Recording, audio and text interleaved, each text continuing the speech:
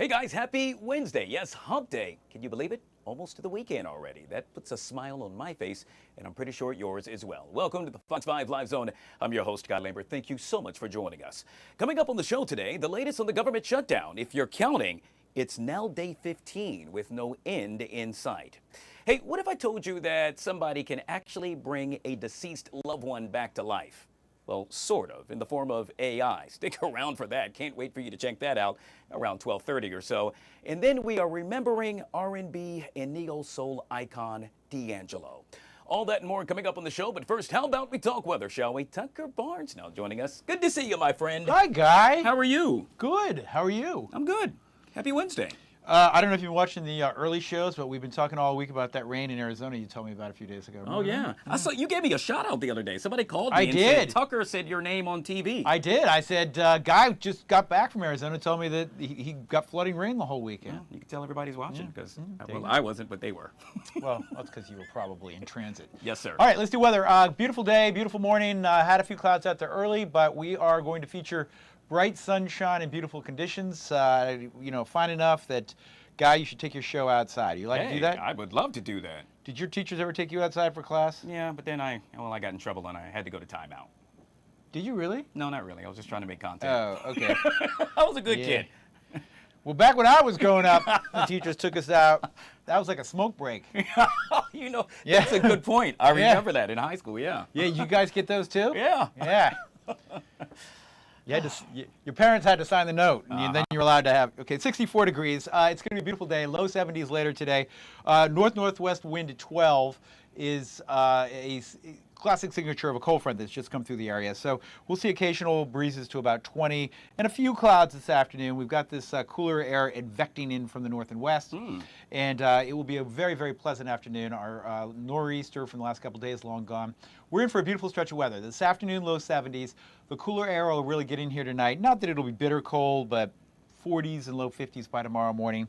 And then we're going to be in for a cool couple days around here, but a dry couple days. So again, that front you see right there gets south of us, and we will build in high pressure from the north and be in for really fine conditions around here going forward. Thursday looks great, little cool. Friday looks great, little cool, especially in the morning. And then a beautiful weekend ahead as well. High pressure.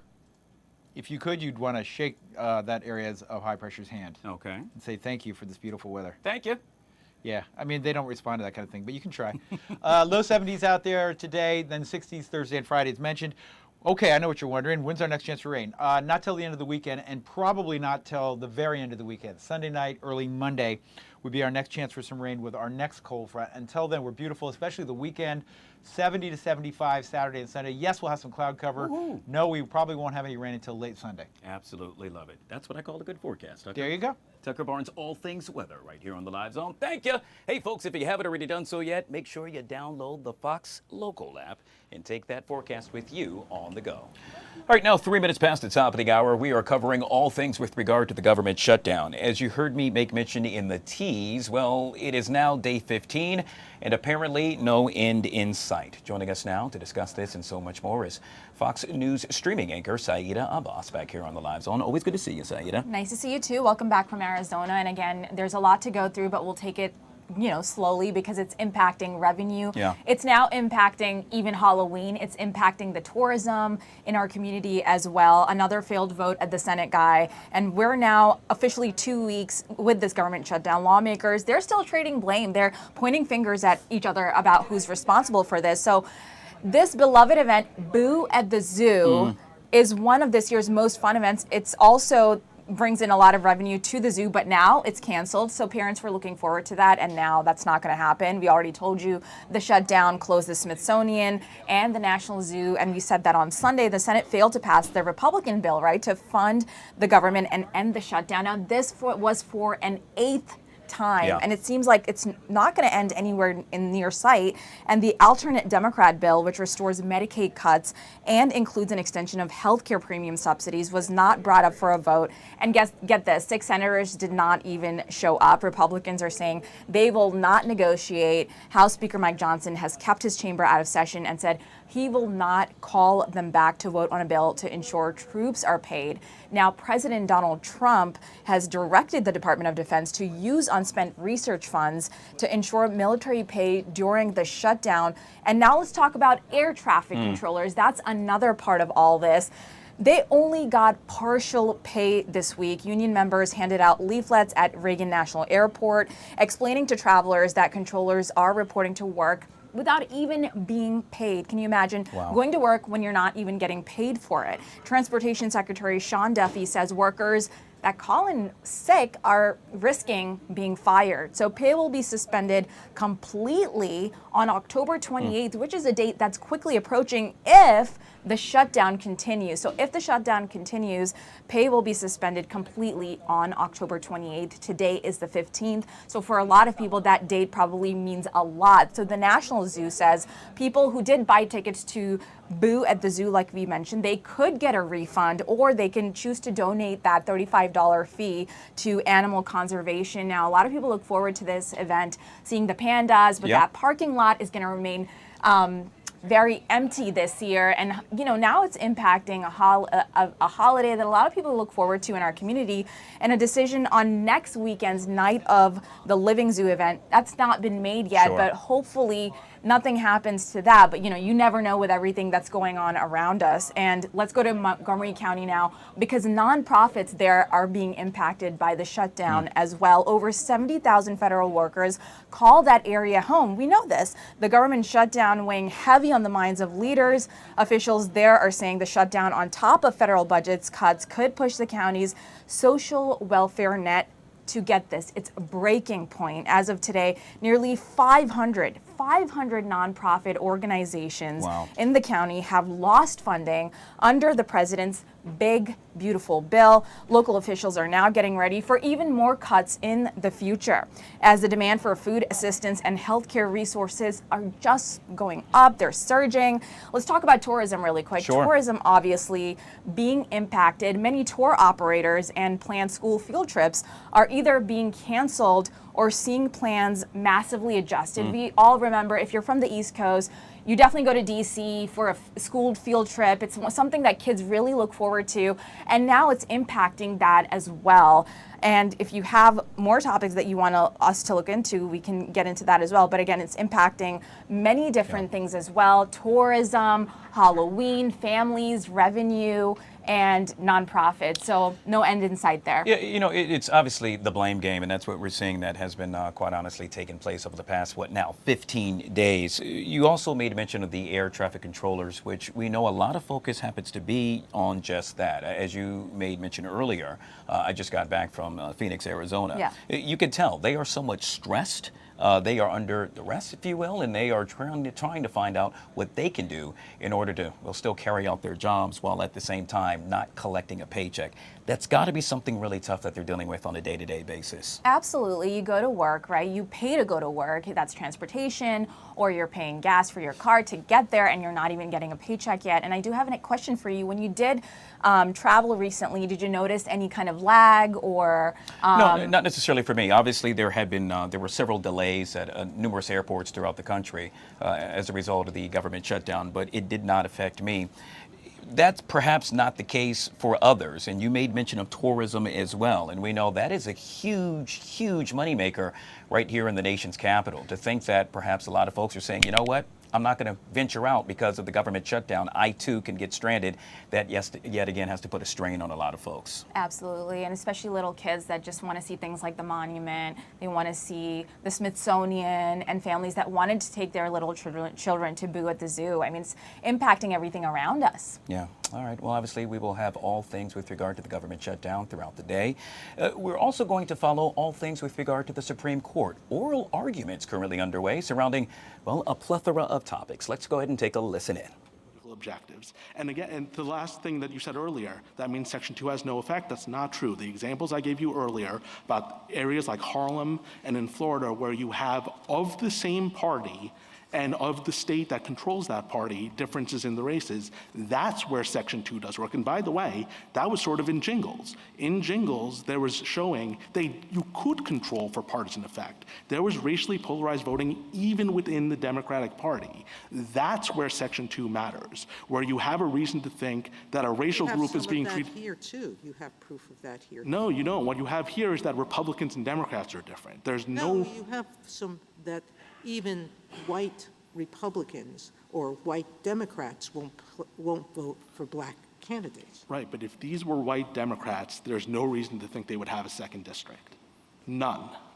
And so what is happening here is their argument is because these Democrats happen to be black, they get a second district. If they were all white, we all agree they wouldn't get a second district. That is literally the definition of race subordinating traditional principles. Justice Kagan? Mr. Mufan, just a quick, possibly digressive question. You're not contesting that if a state uses and predominantly uses race-based criteria in order to achieve partisan goals, that's Agree. That's impermissible under Cooper and a bunch of cases. And we agree with that. That's all I wanted to know. Justice Gorsuch? Just a couple of questions about the practical implications that Justice Alito is touching on and some of your colleagues have as well. How do we control for state political objectives? I mean, you say, well, that's easy to do. Is it the number of incumbent seats that they want to protect? Is it the level at which they think protection is appropriate? Say, I need 55% of the population to be registered Republicans or Democrats. Do they get to say that? Does the state get to say, I not only want 5 incumbents protected, but I want them really protected? That's one example. You know, does the state have to say that when it's legislating, or can it come in later in the litigation and say that? Can a court, and I'm just spinning out a few things for you, you can just respond to them how you want. Can a court second guess those and say, those are not really the state's purposes, that they're just litigation position? How's a court supposed to handle that? And then I've got some more for you. So the same way this court already handles that in racial gerrymandering cases like Alexander. Yes, the state can come in with whatever their political objectives are. If they want to say it's not just a 6-1 map, it's a 6-1 map with a certain percentage because we want to make sure certain people are safe, really safe, and we're willing to tolerate a little bit more risk elsewhere, it's up to them to set what their political objectives are as long as they are race neutral. Now, can a court second guess that? Yes. If they say, look, these are our interests, and the map as drawn is inconsistent with that in a bunch of ways, a court could say we don't believe that. Well, what if the map is consistent with it? Can I still try and disprove it? Well, so no. That wasn't really, I mean, that's what the map does, but that's not really what they were after. So if you could try to bring an intentional discrimination case and say that it's pretextual. How about cohesion, right? You know, you say, well, you got to segregate out members of one race or another based on their party affiliations and crossover voting and how much they really won't vote for somebody of the other race even if they're the same party. How much cohesion is enough? I mean, very rarely is it going to be that there's 0 crossover voting and 100% cohesion, and vice versa. It's going to be areas of gray. And are we then into a business perhaps of stereotyping?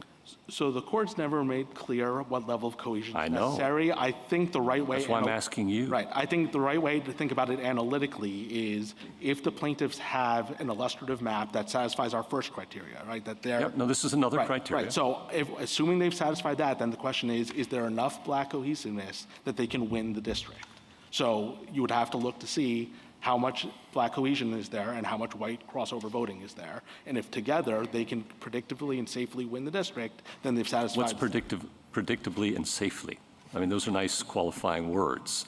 I mean, does it have to be just 50 plus 1? Does it have to be 60? You know, Well, I mean, so I think— how does a judge make that decision? I think the courts, what they've usually done is looked at how the map would have performed in prior elections. You don't just look at one because there can be— Oh, you can run thousands of these things. I mean, we've got computers now. I mean, goodness, of course. And you're going to have data points all over the place. But a judge is going to have to draw a line.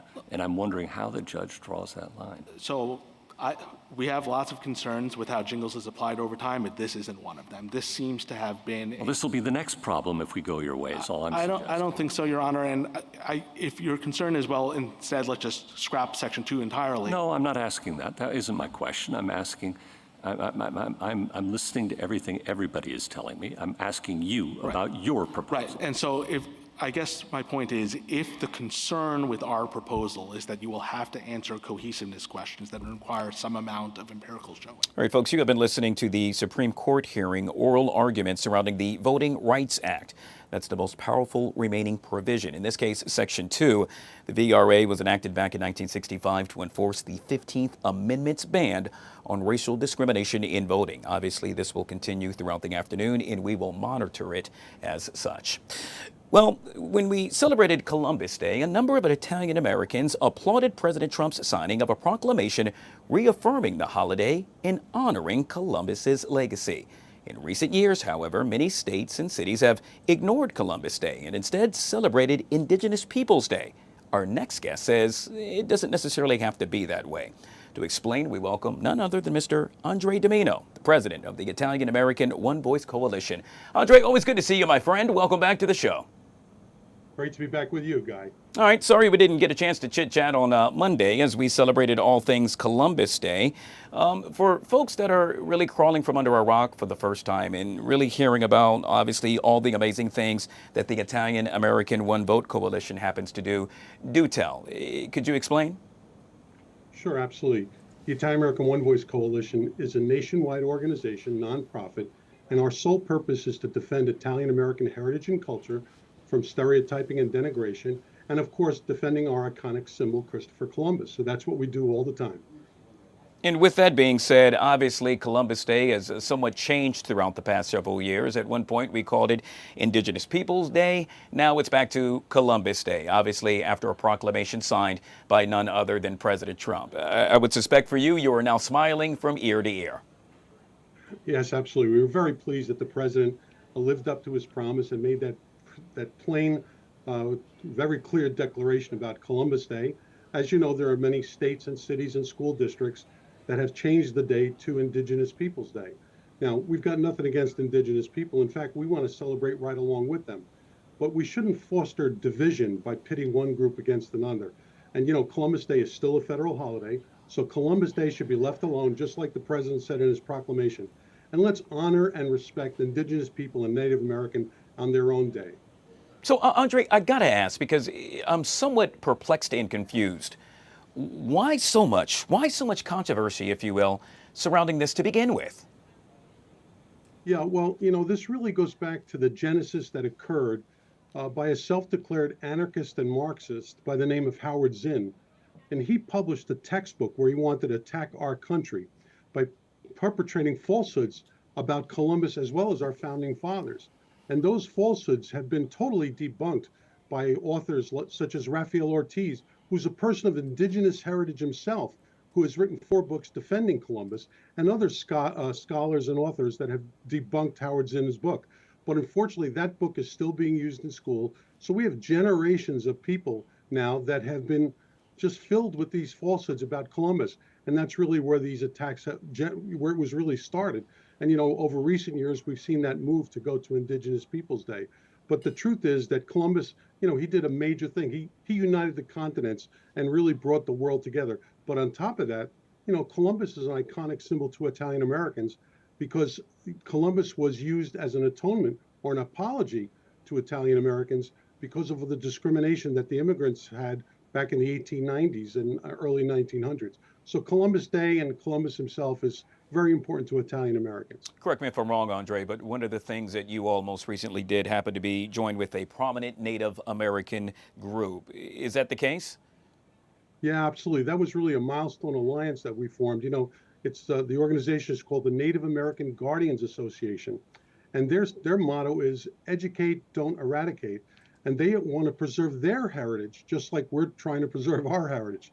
So we have a unique thing there. And you know what their heritage they're trying to preserve are names like the Redskins. You know, they don't want to see that Redskins name eliminated. That's important imagery to them. And in fact, the logo of the Redskins, that profile of that Indian, was actually John Two Guns Whitecalf. And we actually met with the Whitecalf family. They would like to see the Redskins name and that profile, that image, that logo brought back. So we support them in preserving their imagery and names and so forth for sports teams and their history and heritage. And they actually support us in leaving Columbus Day alone and celebrating Native Americans and indigenous peoples at another time. It appears as though there's support all the way around.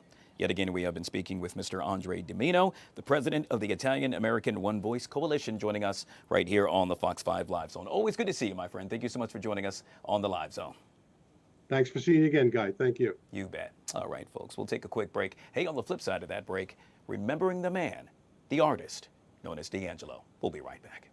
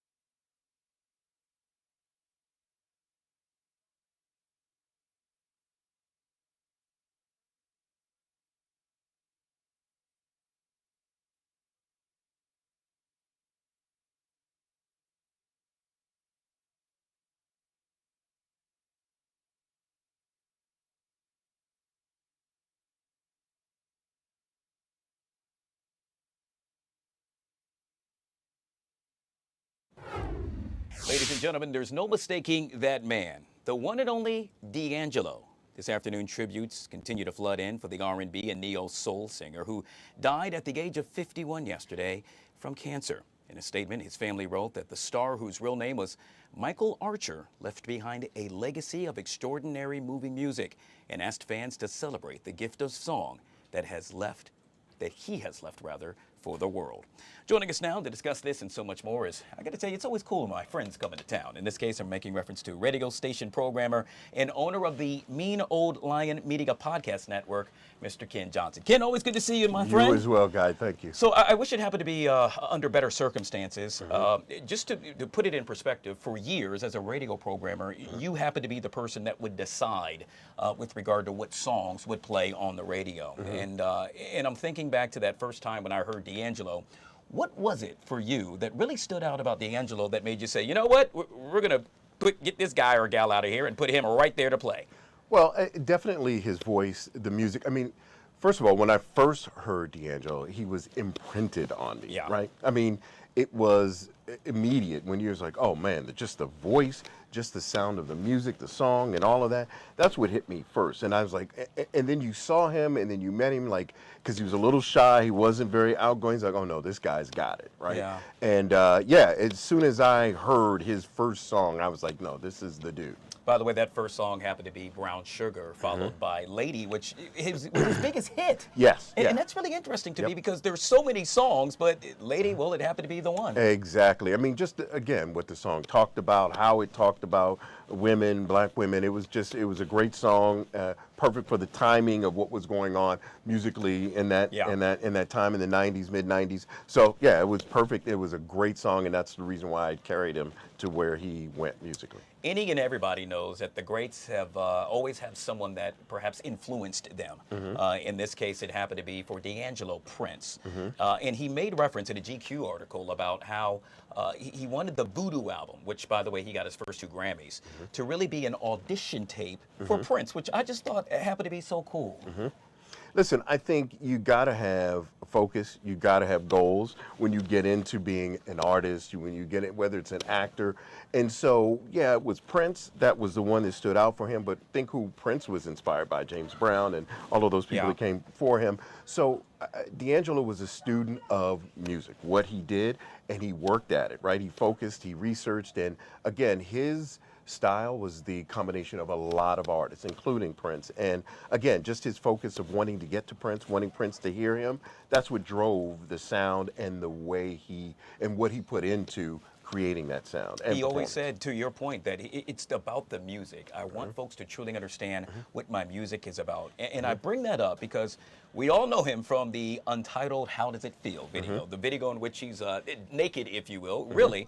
And the quick story that I told earlier on Good Day DC is that it looks like it's shot with just one shot, but he's literally on a turntable. So imagine a record player, if you will, and he's spinning around. It took 3 takes in order for that to happen.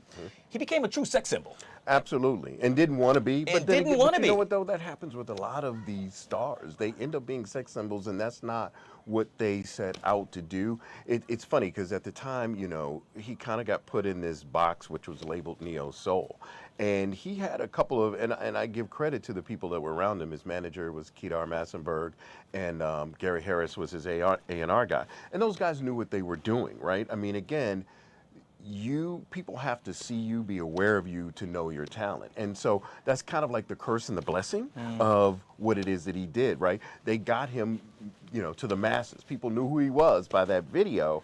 And unfortunately, those are some of the things that you have to do sometimes to get yourself out there so people can see the blessing or the talent, the gift that you have. You have to, you know, be put out there so people will know who you were. And that's what happened with those people. Again, I just don't know if they counseled him, worked with him enough to get through that. You know what I mean? And so, unfortunately, we are where we are. And I did want to note, too, that the mother of his son is Angie Stone, who was just lost a few months ago, back in March. And so it is doubly sad that he's not with us anymore, but what a great talent. Yeah, with regard to the Voodoo album that you made mention of, it's good to know that, yes, he was viewed as a sex symbol as a result of that, untitled How Does It Feel? But at the same time, Ken, he went on to create Black Messiah, which, yet again, he scored majorly, earning 2 Grammy Awards for what he found to be most important, and that is his music. The music, absolutely. Yes, I agree with you. And again, if you listen to that album, I mean, people who love music will sit there and play that over and over again because they listen to the instrumentation, they listen to the vocal and what he did with the vocals. It was just an amazing piece of work, and he deserves everything he got for that album. We'll end with this, and that is, as we look at what we hear now on the radio, perhaps someone is influenced by him. For me, I guess first I would say perhaps maybe Lucky Day, someone in that realm. Anyone for you? You know what? I think Lucky Day is actually a good example of him today. You know, music today is hard for me because I rarely find something that strikes me, that carries me, that, you know, that touches me with emotion. There are a lot of artists and, oh, that's a good record. It sounds nice. Oh, that's an interesting lyric. But yeah, Lucky Day, Ro James was an artist that comes to mind when I think about him. So there are a few out there. But still, nothing has touched D'Angelo and what he did musically. And that's why D'Angelo and his music will truly stand the test of time. Absolutely. Yet again, we have been speaking with Mr. Ken Johnson, radio station programmer and owner of the Mean Old Lion Media podcast network. How can folks check that out, by the way?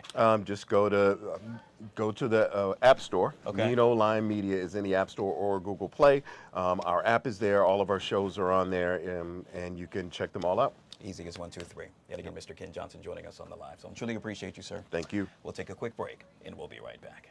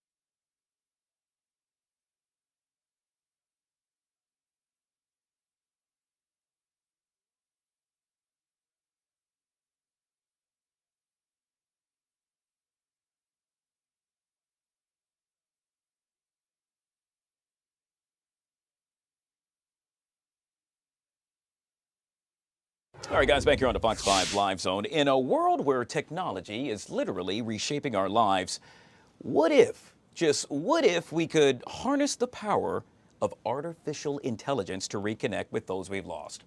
So picture this. Imagine being able to really communicate with cherished memories, hear their voice, and even see their likeness once again. Today, we're going to dive into the groundbreaking innovation that really blurs the line between life and memory. It's designed to bring comfort, closure, and connection, allowing users to experience the presence of those who have passed on. Joining us to discuss this and so much more is Mr. Eric Larson. Eric, I got to say, I am so excited about this. I am so glad that you are here. And obviously, you created the new digital platform known as Heart and Soul Live. Welcome to the show, my friend. Hey, thank you so much, Guy. Let me make sure I'm not getting feedback here. Hey, it happens sometimes. That's what this. Super grateful to be on here to help present heartandsoul.live. Yeah. I feel like this can be something that can really help a lot of people. I lost my father about 8 years ago and my mom just about 9 months ago, which really brought to light that I didn't have that ability to talk to them anymore. I felt that I was doing a prayer one day in the car and I was talking to my mom and dad, and I felt their pride for me and what I was doing and even the dark moments that I was going through. And I felt this pull to be able to gather their information, put it together, and help bring it to life. And as I've gone through this process, I've been able to heal parts of myself that I didn't even know needed some healing. And I feel that this is something that can really help a lot of people. We have someone else here on this Zoom link. I don't know if you're able to pull up the other slide, but I would love to introduce you to someone very special. Wow. Her name is Billy. She grew up in New York City. She was a trained nurse and believed in education all the way until her last days. Yeah. Guy, can I have her introduce herself? But of course, by the way, for folks that are watching, this is my now deceased and beloved grandmother, who I am seeing for the first time. So yeah, please do, Eric. Okay. I am the essence of Billy, a warm, loving nurse who treasures family, finds strength in faith, and believes in the power of education to change lives. I am the essence of Billy, a warm, loving nurse. Wow. It is in beta right now, so we're grateful for your patience. Oh, that is that was her awesome. introduction. Hopefully that came through. Yeah. I understand you might have a couple questions for her. Yeah, well, I guess you could lead me in, Eric. I mean, I'm truly sitting here stunned. Obviously, I haven't seen my grandmother in this form, since she passed years ago, and so I feel somewhat emotional, and I would assume so many other folks feel just that too when they're presented with the opportunity of speaking and/or seeing a deceased loved one yet again. And so, with that, how about you lead me into a question that I should ask? All right. One of the questions that was posed was, how was your road trips with Pop Pop? And so let's see her response here. I'm the essence of Billy. Oh, that's. I love the peaceful feeling of being on the open road, one who made me feel safe. The shared silence was comfortable, not empty. Wow. How cool is that? And then there is one more great question that you did ask about some of her kids. And I felt like, so what we did was we pulled in her essence, her knowledge, her stories, right? We didn't have an exact voice match, and so I did my best to match a voice for her. But if we can talk with you a little bit longer, we can just dial this in. But it still is just powerful. And so you asked what she would do as she saw her kids. And so this is a message that comes from her. Yet again, her kids being my mother and uncles. Of course. Guy, Linda, and Stephen, my loves. When I see you, I'll hold your hands tight, make your favorite meals, and listen to all your stories like they're the most precious gifts. I may not be there in person, but my love for you three never fades. Of course. Guy. And the last I'll share is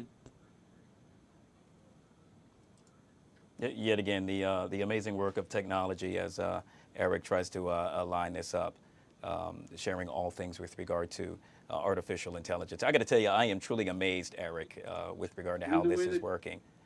I'm sorry, Eric. Do you have me? Houston, do you have me now? Well, obviously, we're streaming 2 Zoom links for folks at home that are watching, and so that's why it's going back and forth, and you're hearing a little echo. Let's see if we can just pull up Eric just directly. Eric, I got to tell you, something like this is yet again amazing, and it just really it pulled at my heartstrings, knowing that I got a chance to see my grandmother, who I have not seen for quite some time. My mom and uncle are watching as well, and I'm pretty sure it's pulling at their heartstrings as well. For folks that have seen this and have taken part in all of this, what are they saying to you? It is a universal response. Eric, you can't do that. You got to press that button again. Nope, the one on your microphone. The one on your microphone that you had right in front of you. Yep. All right. Well, we tried, guys. Obviously, we're doing 2 things at once. Okay, yeah, that one. We're getting a little bit of back and forth. Yeah, keep that one on, Eric. Just keep that one on. I'll pose a question. Hold on, Eric. Wait 1 second. Keep that one on. I'll pose a question. I'll shut up, and then you can answer it. All right. And so in this case, as we got about a minute left, what have folks been saying? Because I know for me, this is it may be somewhat emotional, and I'm really glad that you put this together so other folks can share in the excitement of seeing their loved one yet again alive. The floor is yours. A lot of people, I feel, yes, they think this could be kind of weird or creepy, but as people have dug into learning and getting to know and then just asking questions, what would your opinion be on this based on what your life was like, Dad? And so that's where actually this last video of my dad, he says, I'll be there, not in the way that you would necessarily want me to be, but that right before they ask that first question, that gut feeling you get, that's me elbowing you in the ribs, saying, go ahead. Not in the way you want, but in the way that comes, that little hitch in your breath before you answer their first question. That's me elbowing your ribs, saying, go on then. Always was.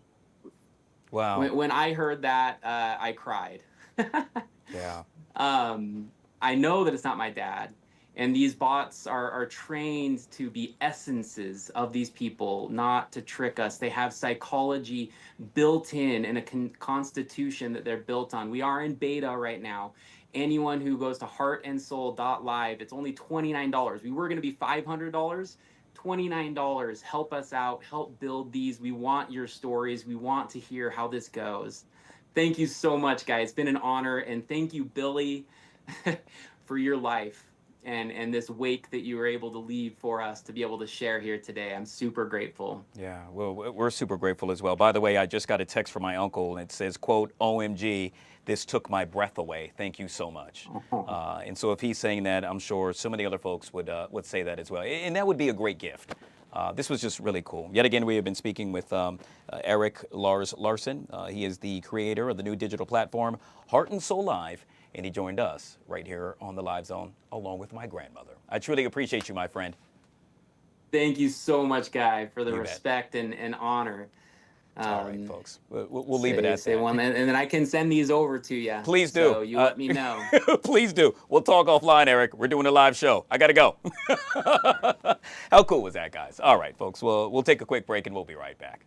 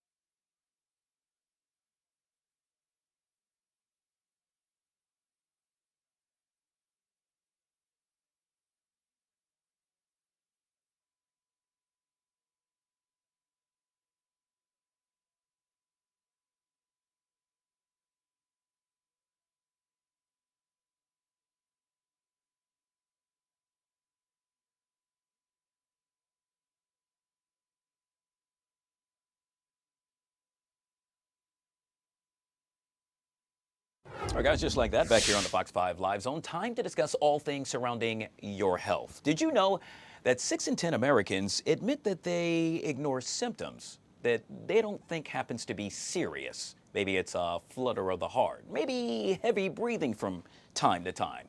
Well, it could be a serious issue after all. And that's why I'm so glad we're getting a chance to speak with my next guest. I'm referring to Miss Melissa Gonzalez. She's a leading retail strategist and innovation expert, podcast host, and author of the new book, The Purpose Pivot. Within that book, she shares the moment that stopped her in her tracks, a sudden medical emergency. But don't let me tell it. She joins us right here on the Live Zone. Melissa, good to see you and welcome to the show. Good to see you too. Thank you so much for having me. Yeah, we are so glad that you are here.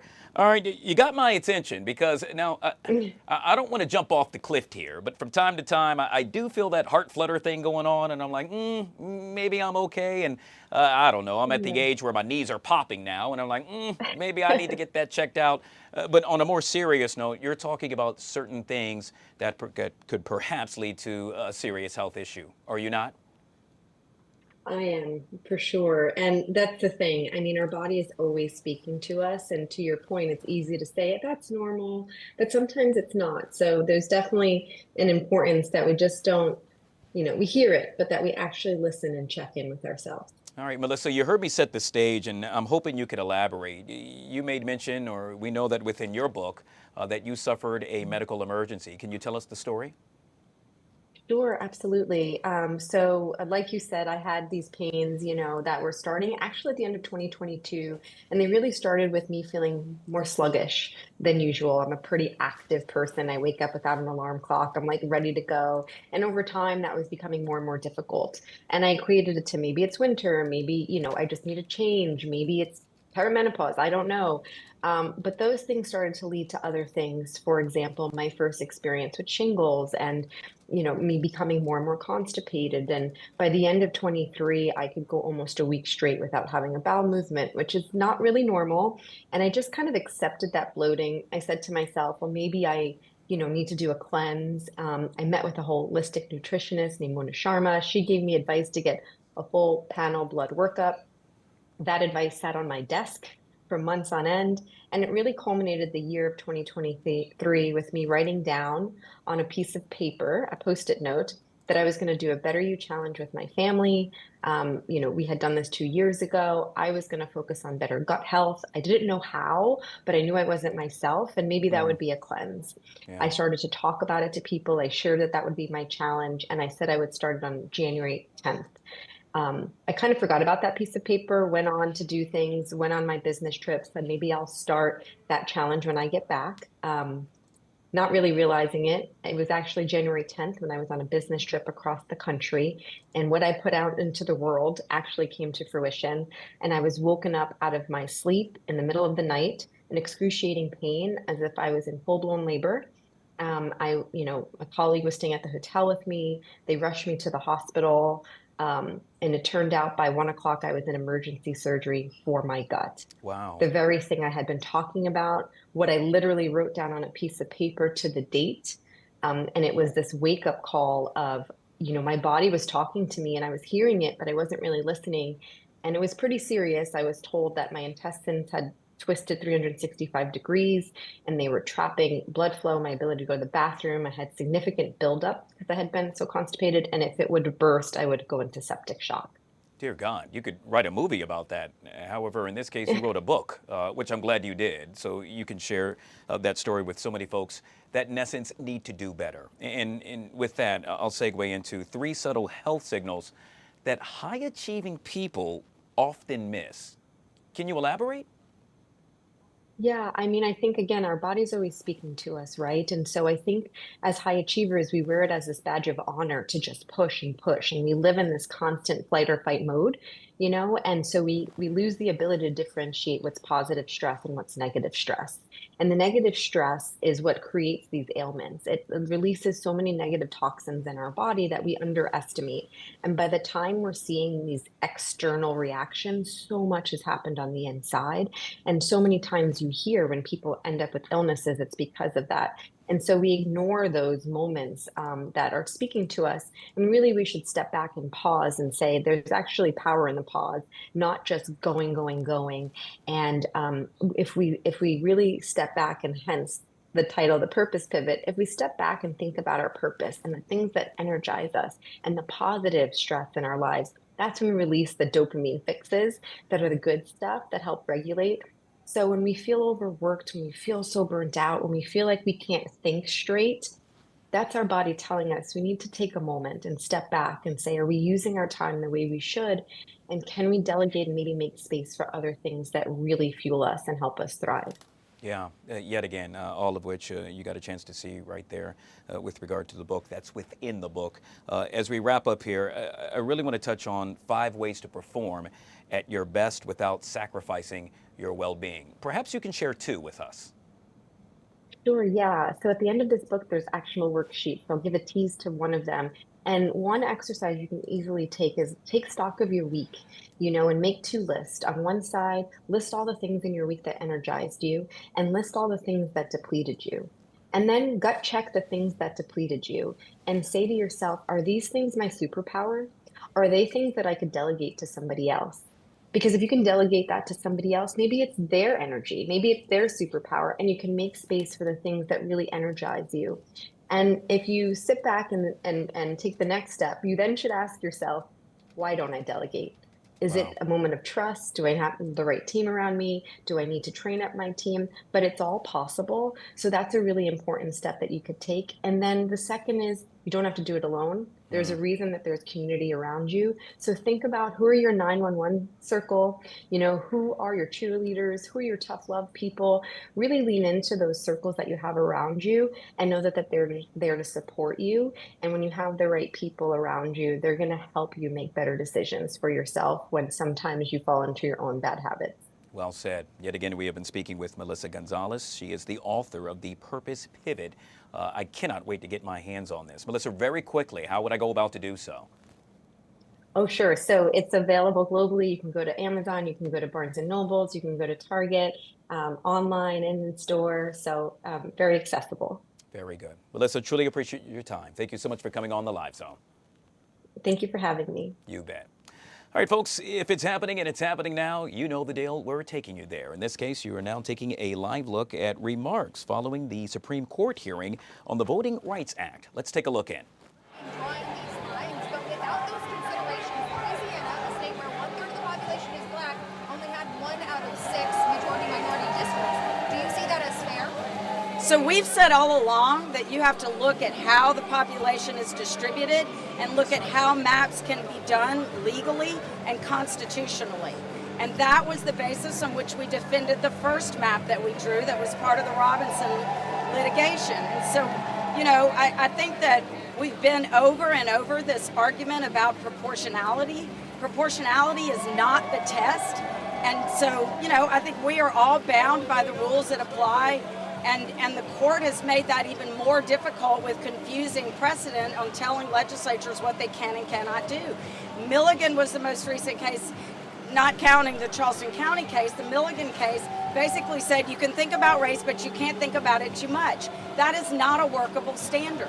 Our legislature passed a map that had been pre-cleared twice by the Justice Department and had been largely implemented after lengthy litigation involving prior maps where we did try and draw another majority-minority map that was struck down by the courts.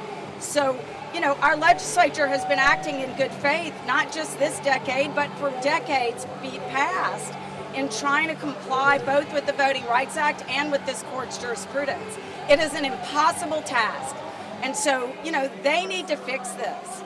This is real, the job is clear from our standpoint that the court needs to fix this because we think the court is what's broken the process to begin with. Good? You mentioned you don't feel Milligan's a workable standard, but obviously that decision just 2 years ago. Do you see any hurdles in trying to get the justice to reconsider a decision that was so recently handed down? In my opinion, that makes it easier to fix, not less easy to fix. I hope that they will see it that way. I mean, our case has just always been, I think, a good vehicle for illustrating the problems with the court's jurisprudence in this area. Our legislature has, in good faith, tried to comply, not just this time or the last time, but for decades.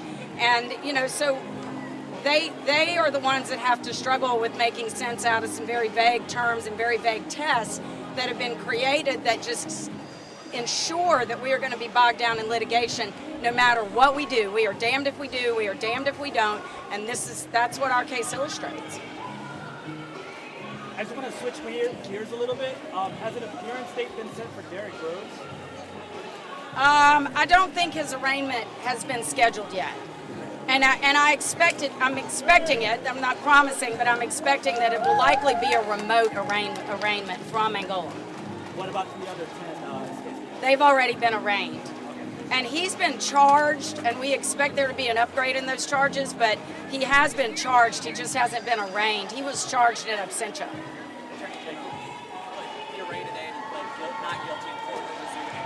Oh, he just said he was arraigned today and pled not guilty over Zoom at Angola. So it happened while we were in court. Yeah. Good? All right, thank y'all very much. Yet again, all things surrounding the Supreme Court, remarks following the Voting Rights Act hearing.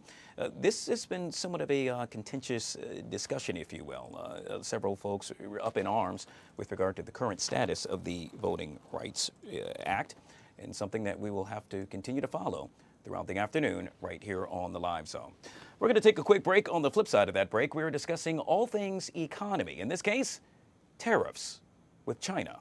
That coming up next, right here on the Live Zone.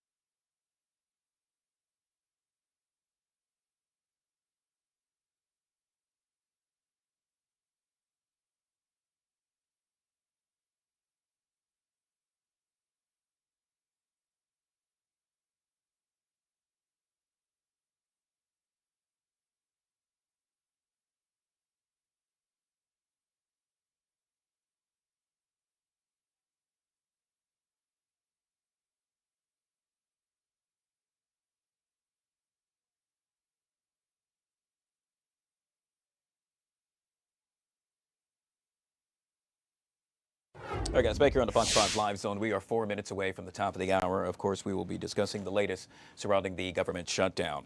Well, global markets remain shaky after China today banned certain U.S. shipping firms from literally doing business in that country. A broad-based sell-off worldwide is now spooking investors and Americans in general.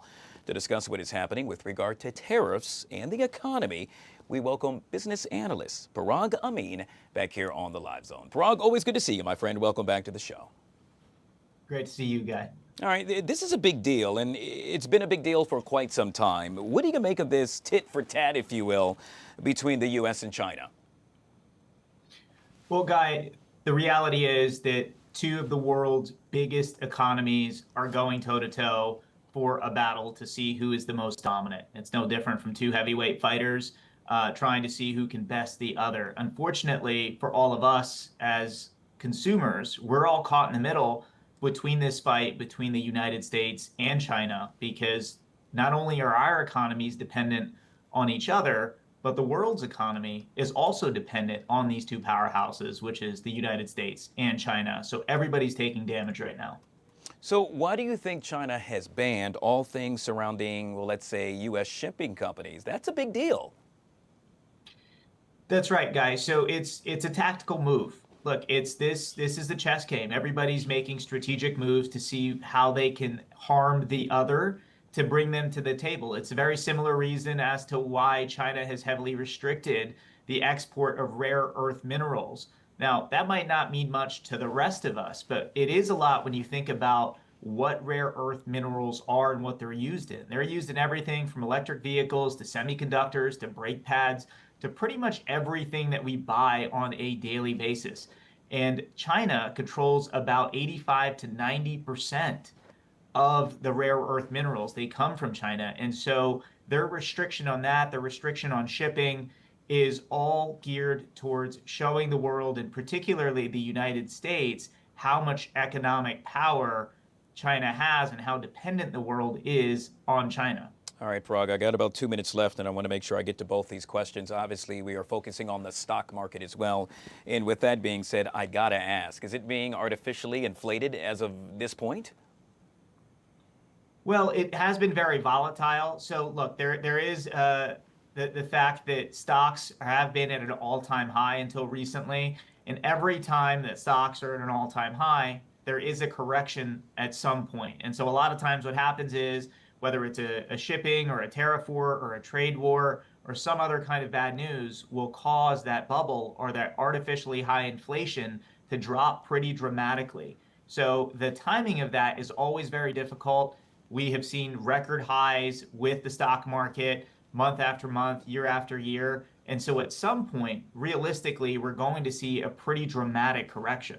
All right, we'll end with this, and that is the end game. Do you foresee an end game sometime in the near future when it comes to these tariffs? Well, right now, if you think in the near future, in the next 6 months to a year, right now, that doesn't seem feasible or realistic. Possibly in the next few years, 2, 3, 4 years and beyond, I think that the U.S. and China will be able to stabilize. But for now, in the near term, I think that we're all just stuck for this ride. Yeah, and it's one heck of a ride, I'll tell you that. Yet again, we have been speaking with business analyst Parag Amin, joining us here on the Live Zone. I truly appreciate your time, Parag.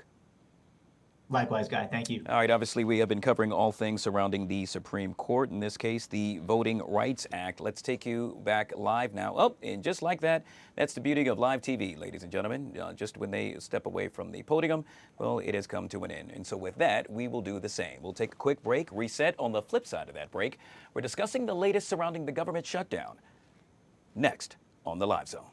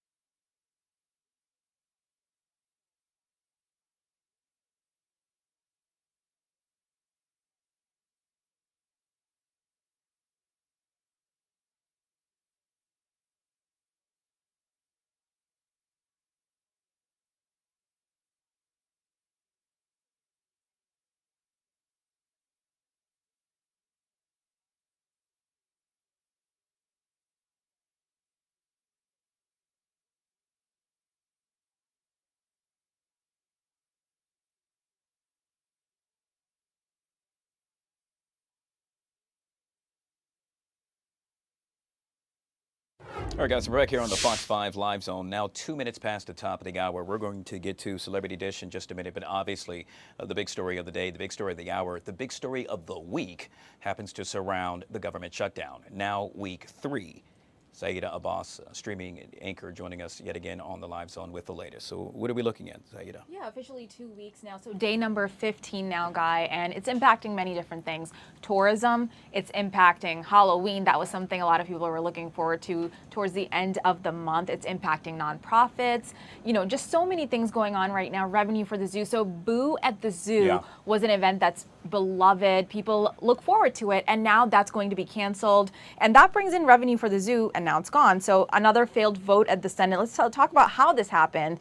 The government has been closed for 2 weeks, like we mentioned. Lawmakers, they're still pointing fingers at each other. They're still blaming each other. And the event that was canceled, that brings in revenue. So the parking lot, it's going to be empty this time around. People look forward to seeing the pandas there. And the shutdown closed the Smithsonian. We told you that as well. The Senate failed to pass the Republican bill to fund the government and end the shutdown. Now, this is for an 8th time. The alternate Democrat bill, which restores Medicaid cuts and includes an extension of health care premium subsidies, was not brought up for a vote, and 6 senators did not even show up. Republicans say they will not negotiate. House Speaker Mike Johnson kept his chamber out of session and said he will not call them back to vote on a bill to ensure troops are paid. Now, President Donald Trump has directed the Department of Defense to use unspent research funds to ensure military pay during the shutdown. Meanwhile, yeah, let's talk about air traffic controllers, right? They got only partial pay this week, only partial pay,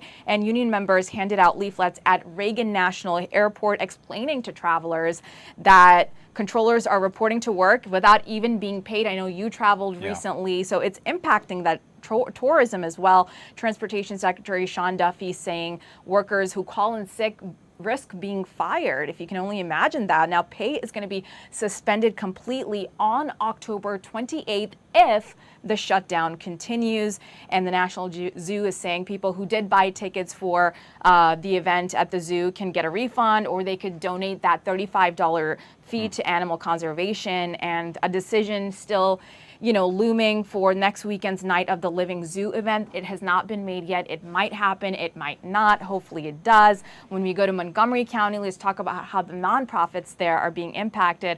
Over 70,000 federal workers call that area their home, and the government shutdown weighing heavy on the minds of leaders there. Officials there say the shutdown, on top of federal budget cuts, could push the county's social welfare net to its breaking point. As of today, nearly 500 nonprofit organizations, now let's talk about that number again, 500 have lost funding under the president's big, beautiful bill. Local officials are now getting ready for even more cuts in the future as the demand for food assistance and healthcare resources is only going up. And tourism obviously being impacted. Many tour operators and planned school field trips are either being canceled or seeing plans massively adjusted. So kids in school usually would go to DC and see all these great monuments and things, and now that's not going to happen anymore as well. Yeah, this is affecting a lot of people, and that's just to put it lightly. Saeed Abbas with all things with regard to the government shutdown, joining us right here on the Live Zone. A serious topic. Don't move. Let's get a little bit light here. In this case, we're going to go to Celebrity Dish, and joining us as he does each and every, hey, it's Wednesday. I'm thinking Tuesday. In this case, the Media Prince back here on the Live Zone. Hey, you're a busy guy. I got a chance to see you earlier on Good Day DC and Lion Lunch Hour. Yes. I've been ripping and running today at Fox 5, but hey, we are still live in the zone. And we're in the zone in a major way. In this case, we're going to kick it off with, let's say one of your favorite shows, Media Prince. It happens to surround the Housewives of Potomac. And in this case, we're talking about a specific person. Hey, I see her. Yeah, Wendy Osefo. Apparently in a world of trouble, TMZ reports that Wendy no longer holds her position at Wesleyan University. The outlet initially reported that the Bravo star had been fired, but a rep for Wendy told TMZ that she actually resigned her position.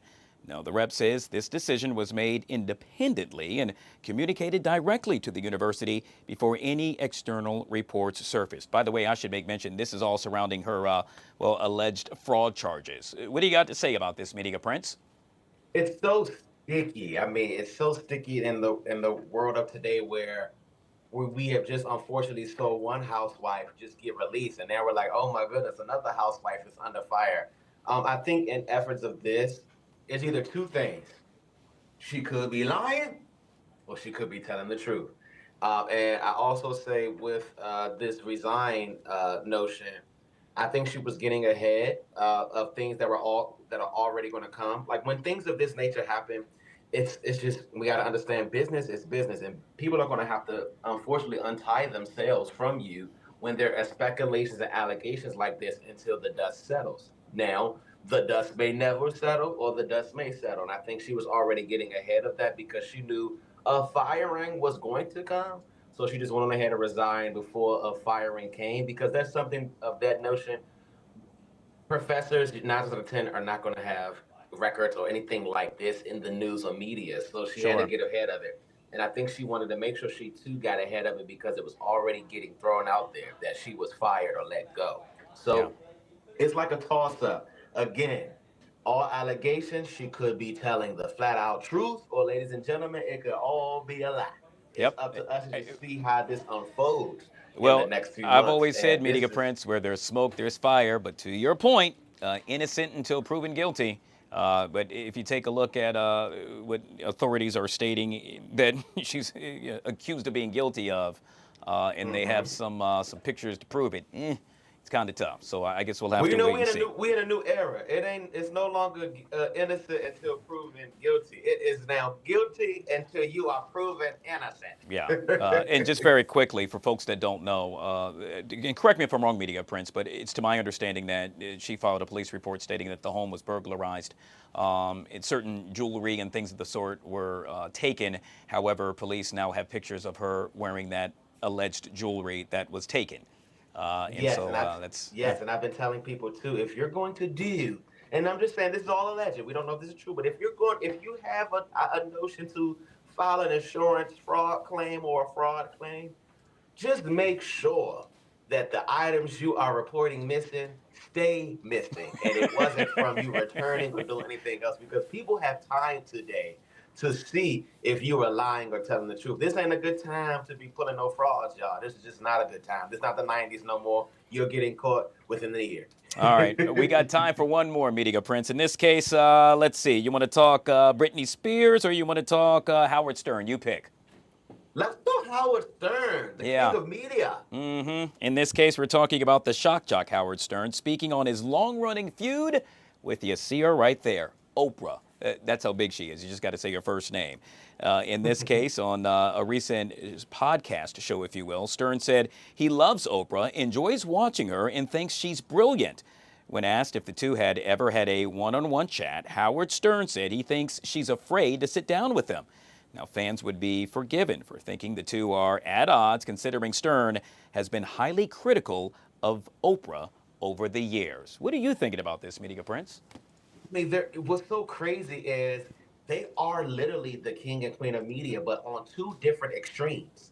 Like, we know Oprah is like the mainstream appeal, whereas Howard Stern was the raunchy, walk the line type of commercial success, to where their two audience were like day and night. Like, you watch Oprah in the day and you watch Howard Stern at night.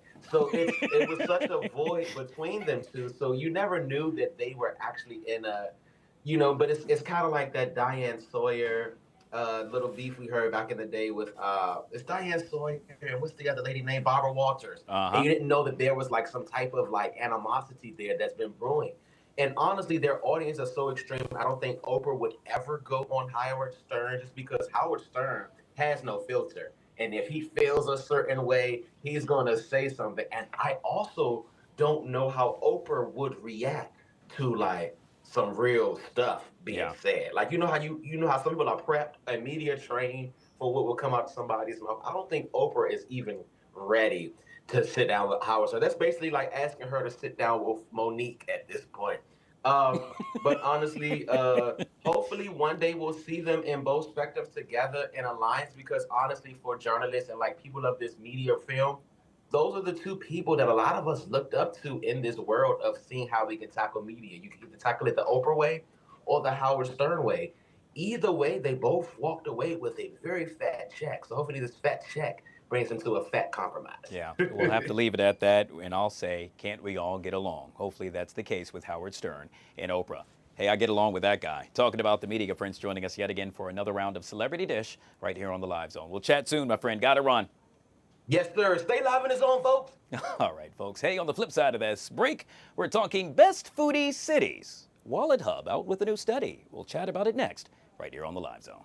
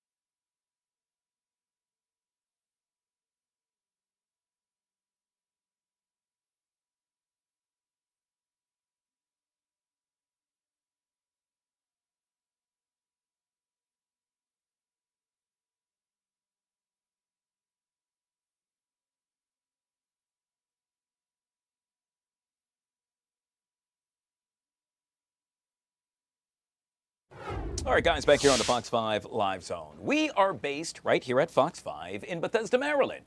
I myself happen to live in Washington, D.C. Early on, I would drive right here to Bethesda, but, oh, dear God, I got stressed out. Why? Because of dealing with traffic, too much anxiety, and then, well, behold this study. According to WalletHub, D.C. now ranks in the top 5 worst cities in the U.S. to drive in. Why am I not surprised? Joining us to discuss this and so much more is, our guy, Chip Lupo at WalletHub, back here on the Live Zone. Hey, Chip, good to see you, my man. Good to see you, Guy. Happy Wednesday. Yeah, happy Wednesday. You know why I'm happy? Because, as you just heard me make mention in that intro, I took the metro in. I did not drive, which, according to your report, is a headache if you live in the nation's capital. God, do you really need a study to to confirm what you guys already know up there in the nation's capital? Yeah, Washington, D.C. is 98th out of 100 U.S. cities in the worst cities to drive in. And guys, study in these types of studies now, of course, when you're thinking about well, let's put this in relative terms. No matter what city you live in, it's the worst city to drive. Whether you live in Washington, D.C. or somewhere in the middle of Iowa, where you live, you're convinced that your city has the worst drivers. Now, it goes a little bit beyond just things like average commute times, which are a nightmare. But other areas where Washington, D.C. falls short are things that people don't really take into account when it comes to drivability. Average auto maintenance costs are very high in D.C. And there's a lack of auto repair shops in and around D.C. So that kind of makes sense. If your car is in need of repair and there's not many places to go, you're going to let that thing, fester. And a lot of car accidents and a lot of unsafe driving comes down to unsafe vehicles. Yeah, I'm so glad you touched on that. I'm looking at the report that's right in front of me. I think we missed one, which perhaps maybe it's not an issue, or a big of issue as it has been in the past. In this case, I'm making reference to car thefts. I can tell you last year, pretty much every newscast, I was discussing a car theft. Not the case as much this year, but I guess when this study was conducted, it still happens to be a big deal. It's still a huge issue, rate of car thefts, rate of larceny. And where D.C. ranks dead last also, which is a concern, is in the share of uninsured drivers. A little over 25% of drivers in Washington, D.C. are uninsured. So that's a major concern. There's also very high accident likelihood in the city, obviously with the volume of traffic there. Real quick, Chip, not to cut you off, but I know we got to get to the next one. Real quick, can you tell me the top 3 best cities to drive in? Well, the top 3 best cities to drive in are Corpus Christi, Texas, Greensboro, North Carolina, and Boise, Idaho. Wow. It's funny. I've been to all 3, and I would have to agree. They are very calm and serene and a great place to drive. Well, my former stomping grounds is in the Greensboro area, which is where I was living before I moved to Columbia, South Carolina. So I know the area quite well. Chip, instead of giving you the 1-finger salute there, they typically just use all 5 fingers and just wave to you. So that's a well. It that's depends. a good thing. It depends. There's a lot of people from New York moving into the Greensboro area. So you're not telling there's no telling what kind of salute you might get. All right, Chip, we got to move on to best foodie cities in America. I didn't really get a chance to dive deep into this, so I'm going to rely on you to tell me what happens to be number 1, 2, and 3, and where in the heck does the DMV rank? Well, the top 3, Guy, are Miami, Portland, Oregon, and San Francisco, California. All rank very well in what we call diversity, accessibility, quality. There's a wide selection of restaurants. There's a strong international flavor. Now, of course, San Francisco and Miami do get dinged for affordability, but they make up for it in the diversity and accessibility. Washington, D.C. ranks 20th out of 100 cities survey, which is interesting because when you think of Washington, D.C., there's definitely an international flavor there. So there's an abundance of international restaurants for just about any type of taste that you have. But as you might expect, Guy, Washington, D.C. does get dinged for affordability, 140th overall out of 182 cities. So that probably may have kept them out of the top 10 because there's groceries are expensive, restaurant costs are expensive, and there's very few what they call affordable fine dining establishments in around it. Okay, I get it now because I was somewhat offended. To your point, it definitely, it being DC, an international city now, pretty much every corner there is a restaurant from any corner of the planet. But Yes, if you're you stating just that a gonna pay- part of that is how much I pay to go, oh yeah, it's through the roof. All right. Well, Chip, we're going to have to leave it there. Yet again, Chip Lupo, All Things Wallet Hub. Truly appreciate your time right here on the Live Zone. We'll chat soon, Chip. Always a pleasure, guy. We'll talk again soon. Have a All great right, day. guys. We'll take a quick break. Hey, on the flip side of that break, real quick, obviously, a lot of museums closing now as a result of the government shutdown. However, that's not the case for the Go-Go Museum and Cafe. We'll chat with Mr. Ron Moulton coming up next right here on the Live Zone.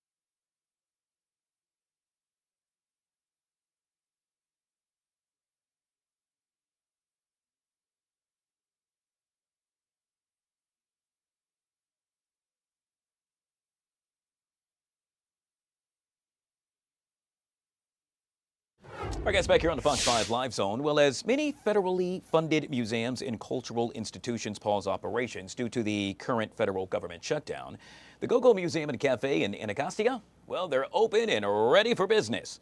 You see, they welcome all folks with regard to D.C. residents, visitors, and the broader region. In recent days, the museum has witnessed a surge in attendance as travelers and locals seek alternatives to the, well, let's say the other museums that have shut their doors. Joining us to discuss just that is our guy, Mr. Ron Moulton, founder and CEO of the Go-Go Museum and Cafe back here on the Live Zone. Ron, you're becoming a regular. Yeah, man, I appreciate it, man.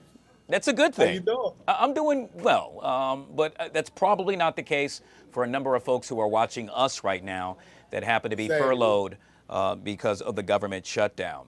Bad news for them, bad news all around. But in essence, there is a positive thing that we can say, and that is we can be optimistic and look at the fact that you all, as a result, have seen a surge, an influx of folks coming to your museum. Do tell. Yes. Yeah, I just was talking to a visitor who came from the Netherlands, who's here right now. We're about to interview him. He's walking past us right now from the Netherlands, who's coming to visit the museum. And I think it's very important that we let people know here in historic Anacostia, we have treasures over here, hidden treasures, and people can come and visit and experience the museum and all the other great businesses that we have in our corridor.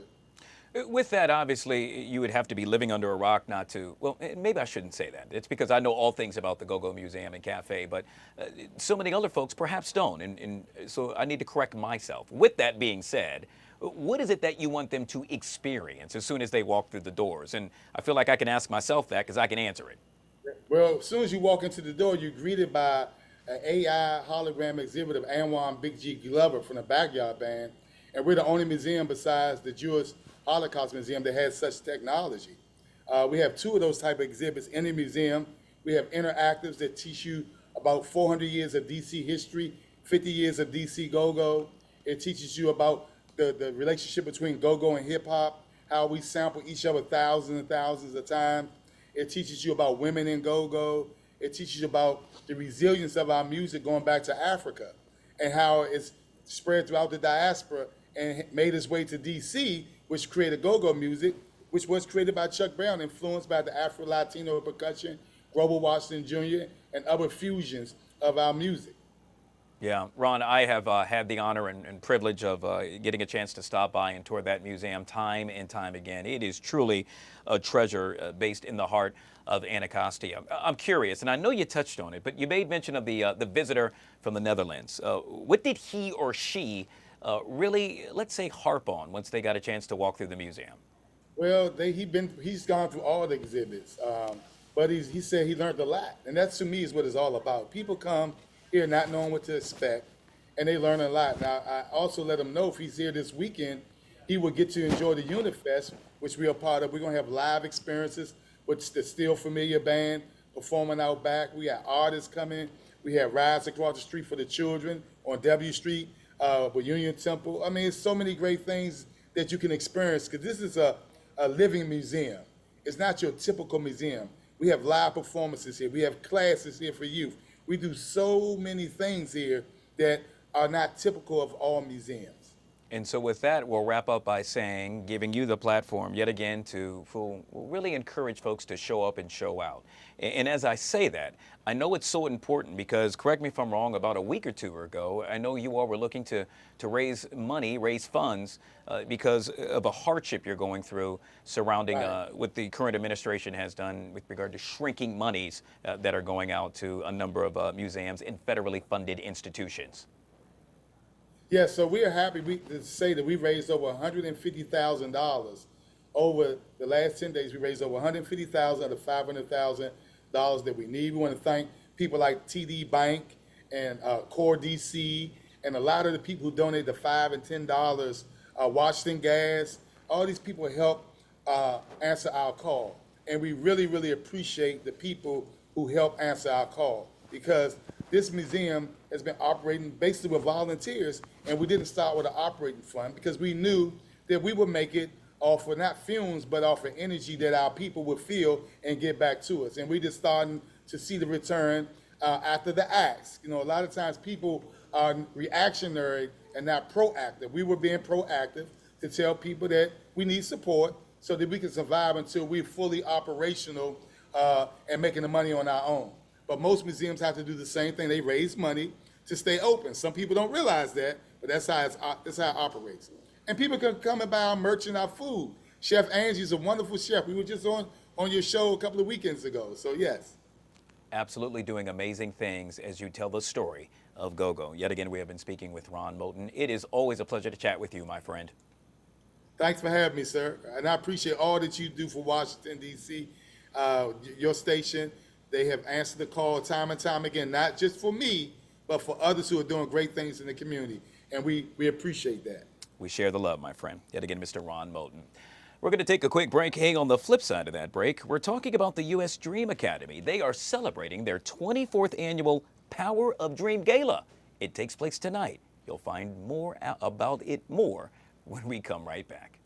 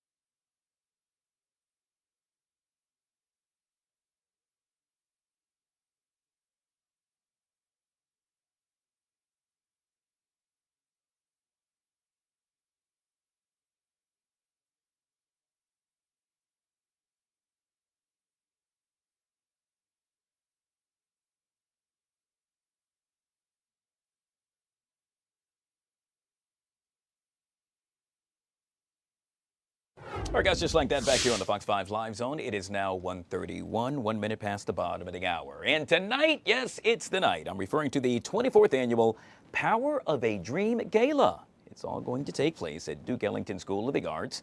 This is truly going to be star-studded. You see it right there, and it's all brought to you by the U.S. Dream Academy. You see, they are all about helping our nation's children reach for their dreams. Don't let me tell it. I'm pleased to say, speaking of star power, we have this gentleman to do just that.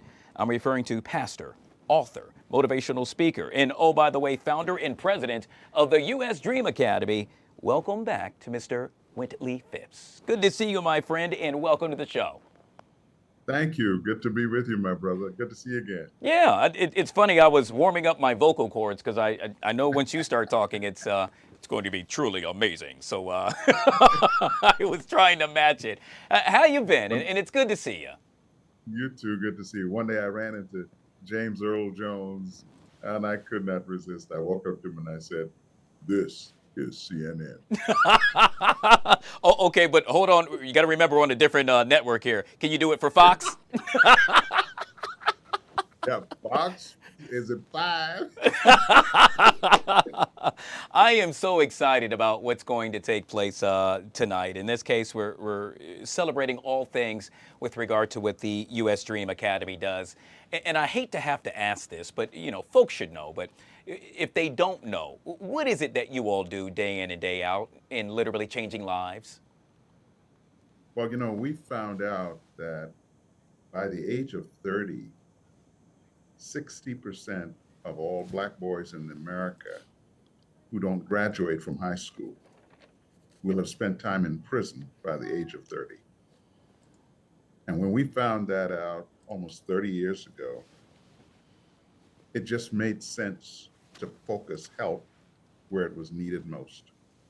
But before we launched out to help, we studied the issue to figure out what is going to be the most effective intervention to help these kids. And when we finished our almost a year of total study, we found two or three things were critical. One is you have to increase the density of caring, loving adults in the life orbit of kids when parents go to prison. The other thing we found was interactive tutorial academic support. If you want to really help a kid do well today, make sure they graduate from high school. And then character building was important because, as you know, everything depends on character. I tell people all the time, we hire for skills, but fire for character. Wow. And so we built the first program of its kind that we know of that focuses tutoring and mentoring on children whose parents are incarcerated and children falling behind in school. And finally, one of the reasons that I focused on children of incarcerated parents, I'm a singer, a gospel singer. You go and put my name in YouTube and put Amazing Grace, you'll see, and you'll see more videos than you want to see. That's the first thing. Yeah, how about millions? You'll see millions and millions of views, and I happen to be one of them. Thank you. And it's amazing. You never know whose life you're going to touch. But one day I was singing at a prison in Marion, Florida, and I got ready to. I sang at the men's prison, then I went over to the women's prison. When I finished singing at the women's prison, I sang Amazing Grace. A young lady came up to me pregnant, about to have her baby in prison. My goodness, my friend, if you've never seen that or really experienced knowing someone who gave birth to a baby in prison, it's a jarring experience. But she came up to me, tears in her eyes, and she said, "Excuse me, sir." I said, "Yes." She said, "Your wife named Linda?" I said, "Yes." She said, "That's my aunt." We didn't realize that my wife's brother's daughter was in prison and was about to give birth to a baby in prison. Wow. And then we looked at all of my all the family dynamics. 6 of my wife's brothers and sisters have been in and out, incarcerated at some point in their lives. And so it made sense to us to try to do what we can do to steer kids the right way and break that cycle. And we've been doing it, my brother, almost 30 years now. Wow. And believe me, for a minority-led charity to be around for 30 years is a miracle all by itself. It really, really is.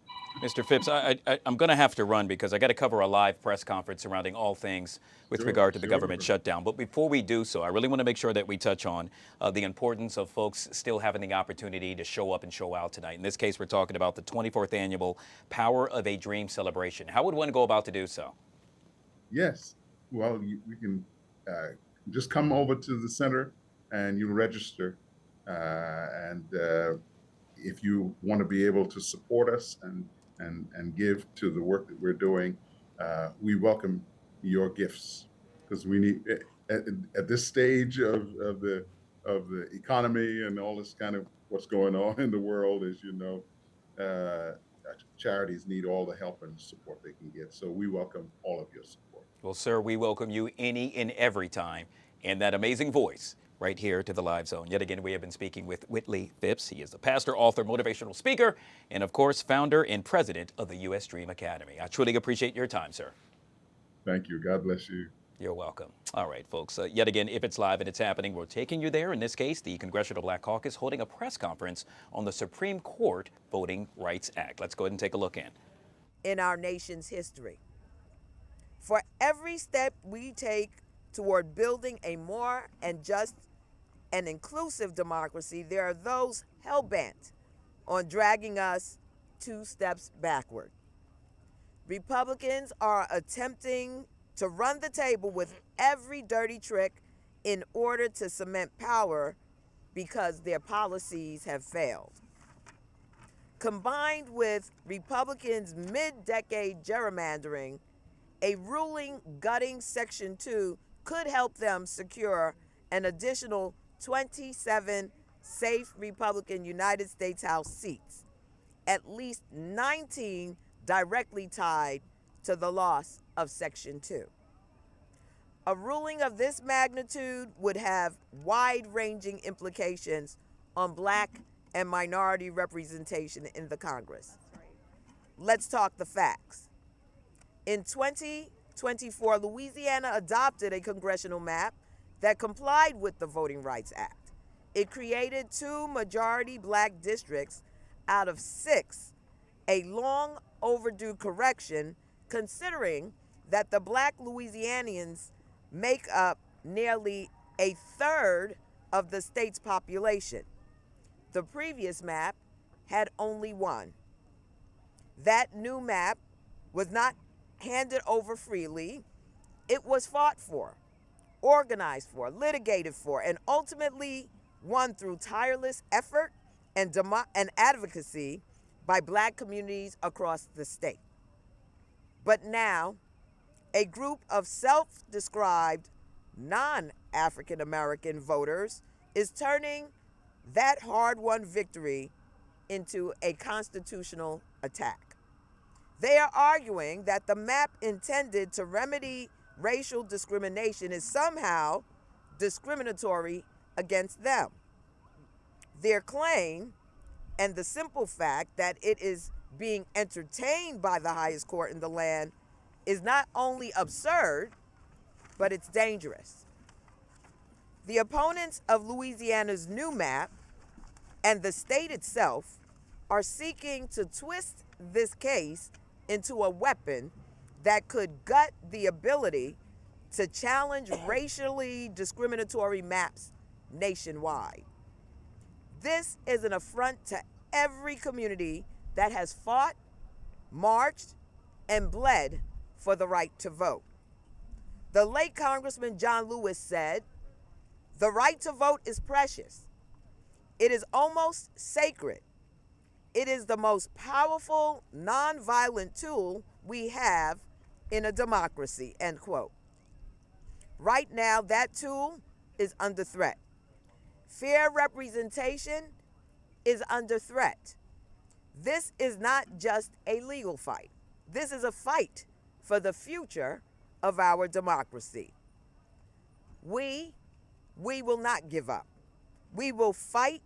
We will continue fighting in the courts, in the Congress, and in our communities against any attempt to silence our voices and dismantle our power.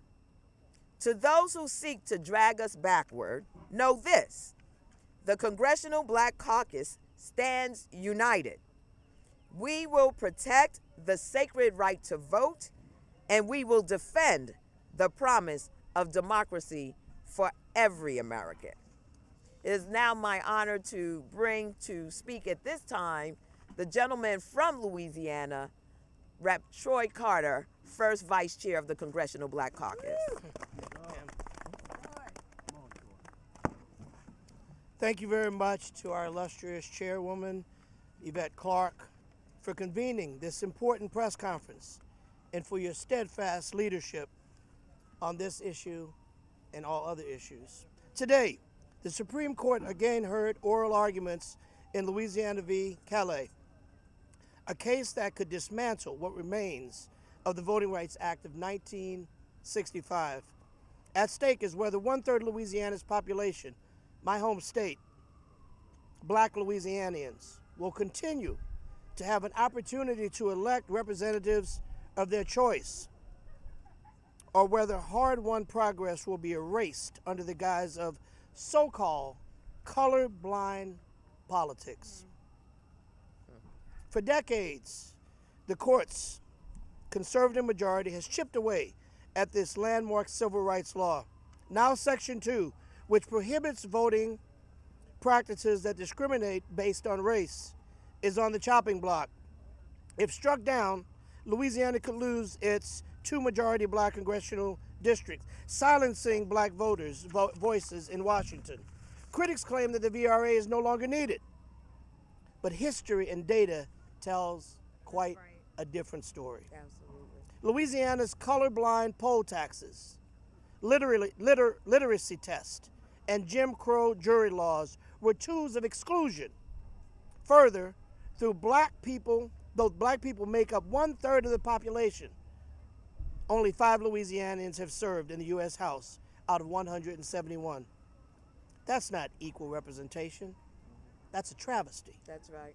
Without protections like Section 2, black communities will lose power. Their concerns are sidelined and our democracy is weakened. We've seen what happens when discriminatory systems go unchecked. Louisiana's non-unanimous jury rule, born of Jim Crow era state constitution, stood for over a century until black lawmakers, for which I was proud to be a co-sponsor of that bill when I was in the state Senate, finally changed its deep racist roots. That's power, and the necessity of representation remains strong. We must be at the table. We must have a voice. The Voting Rights Act once united lawmakers through both parties. In 2006, it passed Congress without a single dissenting Senate vote. We need that spirit again at the Supreme Court and amongst our Republican colleagues. Back in March, I had an opportunity to visit Selma, Alabama, with my dear sister, Terry Sewell, and many others. Congressman Jim Clyburn, Chairwoman Clarke, and many other members of Congress were in that number. We walked across the very bridge where John Lewis and Amelia Boynton were beaten to forge a more perfect union. 60 years ago, their blood gave birth to the Voting Rights Act, and we must not let that sacrifice be in vain today. That's right. This is a defining moment. This is our civil rights moment of 2025. Americans can honor its democratic promise, or it can retreat to the past, where some voices simply were not heard, or at a minimum, didn't count. Section 2 is not a relic, it's reality. It's as needed today as it was in 1965. Some might even argue that it's more needed, because we see the attempts under this Project 2025 to reverse the actions of gain, to take away the freedoms and the rights of Americans. Some today, others tomorrow. We must be united to push back against this attempt to destroy our democracy, to undo laws that have given protection and fairness to the American people.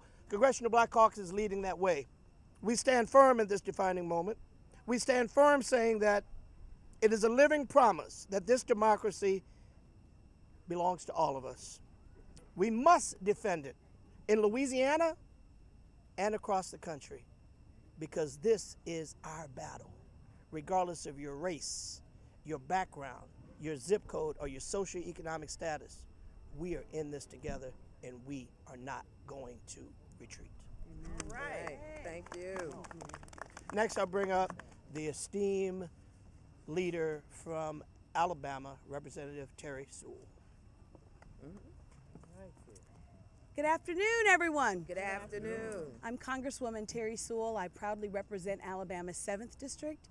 It includes the historic cities of Birmingham and Tuscaloosa and Camden and Marion and my hometown of Selma, Alabama.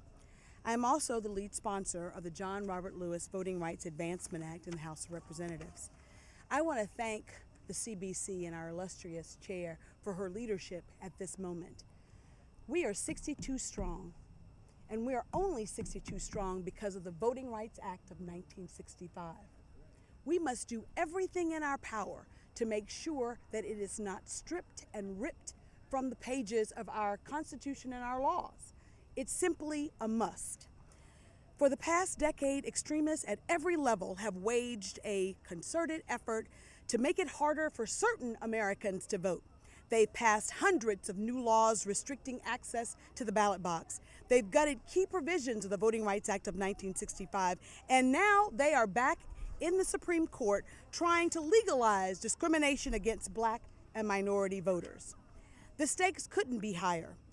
For decades, Section 2 of the Voting Rights Act has served as a critical tool to fight back against discrimination and to ensure that minority communities are fairly represented. For so many of us here today, Section 2 is why we stand before you as members of the Congressional Black Caucus. If this court strikes down these critical provisions, it would not only reverse decades of precedent, but it would also take us back to a dark time in our nation's history, a time when discrimination against minority voters went unchecked. We in Alabama are no strangers to this fight. Just 2 years ago, the Supreme Court actually upheld the protections of the Voting Rights Act when it ruled that the state of Alabama intentionally discriminated against Black voters. That was a major victory for fair representation. It was an acknowledgement that the Voting Rights Act is alive and well. That was only 2 years ago. That's right. But the fact that they're now taking up a single question in the Louisiana versus Calais case is truly disturbing. What is that question? Whether majority-minority districts violate the 14th Amendment Equal Protection Clause and the 15th Amendment, the right to vote being unabridged by race. This cuts at the heart of why we love the Voting Rights Act and why it's considered a seminal piece of legislation. The Voting Rights Act gave us a tool by which we could show the effects of voter discrimination. That's right. Now, in Shelby versus Holder, they took away Section 4 and 5 by telling us that we in Congress just rubber stamped those same 16 jurisdictions over and over and over again. And they said that we need to show modern day forms of discrimination. Well, the Voting Rights Act, the John Robert Lewis Voting Rights Advancement Act, looks back 25 years, not 60, not 40, 25 years.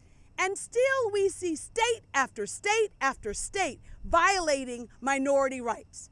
We look no further than Louisiana, North Carolina, Texas. We look no further than Alabama. But I'm here to tell you that our fight is worth having, because when we win, all of us win. We won in the Milligan case, and now I have a colleague by the name of Shamari Figures who stands proudly with me as a part of Alabama's congressional delegation. That's right. That wouldn't have happened without a legal fight. That's right. And I know many of us are lawyers here, and we know that we've got the freedoms that we enjoy today often because of litigation. But we also know that all of us have a role to play.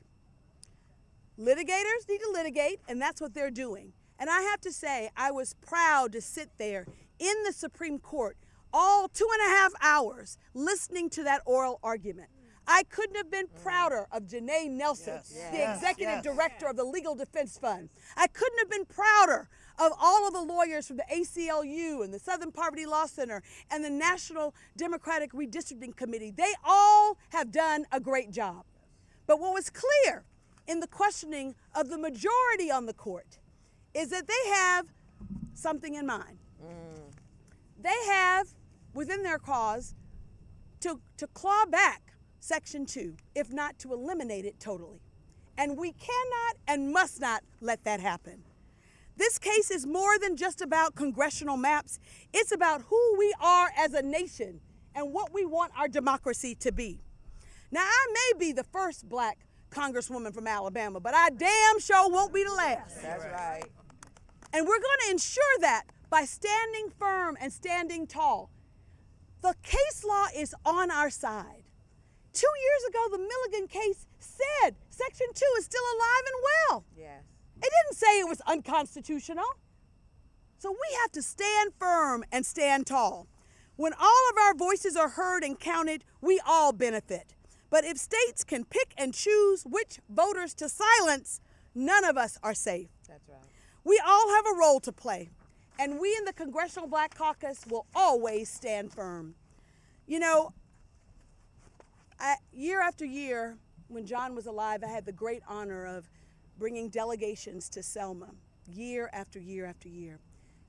Many of us had the opportunity to walk in the footsteps of John Lewis with John Lewis. That's right. So did our Republican colleagues. They need to be reminded that it was not just simply a walk across the bridge or walking in the footsteps of a legend. It was about the promise of what this country can and should and must be. And we all have it within our cause to make sure that this is not just a promise unfulfilled, but it is a promise that we can make and keep, all of us. Let's get into some good trouble. And let's remember what John said on that bridge the very last time he was in Selma. He was riddled with cancer. It was literally 2 months before his death. But John, we took John to the apex of the bridge like he normally is, and we stood him up, and with a very strong voice, he said, never give up, never give in, keep the faith, and let's keep our eyes on the prize. CBC members, let's continue to get into some good trouble. Good trouble, necessary trouble. All right. We will now hear from Rep. Glenn Ivey of Maryland. Well, I want to thank you, Madam Chair, for pulling this together on behalf of the CBC, and our Vice Chair for the work that he's done on this, and all of our CBC colleagues. I'm originally from North Carolina, from back in the 60s. I can remember when the civil rights movement was going. I remember when these pieces of legislation passed, not because I was watching what was happening on Congress, but because I remember how it transformed our lives on the ground. The Civil Rights Act, the Voting Rights Act, key pieces, but the Voting Rights Act was the crown jewel of that civil rights legislative achievement. And it's made a difference across the country over the decades. In 1987, I came to work as a staffer for Congressman John Conyers. I think we had 21 members of the CBC then.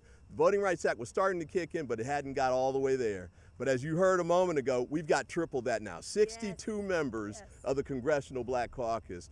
And other caucuses like the Congressional Hispanic Caucus have also benefited from the impact of the Voting Rights Act. We've got to make sure that we keep these protections in place. These were hard-earned, and they've been transformative to the American democracy in a positive way. Malcolm X once said that what they do is they try and make it so you can't vote, but even when you get a chance to vote, then they try and fix it so you ain't got nobody to vote for. So we've got the combination of those two things going right now. We've got them trying to fix it so we can't vote. After they struck down the pre-clearance provision of the Voting Rights Act several years ago, states in the South in particular started passing little laws to nibble away at the ability, especially for minorities, to vote, because they saw the growth in our participation and the growth in our representation. That hasn't worked, so what's Trump trying to do now? Now he's trying to do the mid-decade gerrymander to try and undercut us from winning in that way too. We can't allow that to happen. I know it's a Trump Supreme Court. I know he picked 3 of the people that are there, but as you heard a minute ago, 2 years ago, they got it right. There's absolutely no reason, no legal reason, no historical precedent reason that should change now. And those 3 people that he put on the court all promised to protect important precedent when they got to the Supreme Court. This has been affirmed over and over again, Section 2, and as you heard a minute ago, it used to pass in the old days almost unanimously. You might have Jesse Helms holding out or Strom Thurmond holding out, but we knew why they were holding out, because they were carryovers from the Dixiecrat era. Now it's grown, but we've got to make sure that we fight back, protect the Constitution, protect the gains that we made, protect the representation that the people themselves have decided they've wanted, and make sure we keep the Voting Rights Act intact and moving forward. So thank you so much, and we'll keep up the great work. Thank you. All Thank right. you, Glenn. All right, there you have it. That is Maryland Congressman Glenn Ivey, as he is joined and flanked by members of the Congressional Black Caucus as they discuss all things surrounding the Voting Rights Act that took place with regard to the Supreme Court. We'll continue to monitor that throughout the afternoon right here on the Live Zone. It has been a busy afternoon, and it will continue to be busy. Coming up at 3 o'clock, President Trump will sit down with the FBI Director, Kash Patel. They plan to hold a news conference in the Oval Office. You can watch that on our Fox 5 YouTube page. And then, how about we talk a little football, shall we? In this case, at 3:30, the NFC Beast with Chad Ricardo, my guy. I got to tell you, it's a good show. You definitely want to check that out. Yet again on our Fox 5 YouTube page. And then tonight, one of my faves, Producer Chris, host of Do You Like It or Not? That's coming up at 7:30. And I got to tell you, there's no question about it. I absolutely love it. And you will too, once you get a chance to check it out. If you haven't already done so, make sure you download the Fox Local app. You see the QR code right there on your TV screen. Click on that, and you, my friend, are good to go. On behalf of my producer, Emmy, I'm Guy Lambert. Thank you so much for watching. The Take, up next on Fox 5.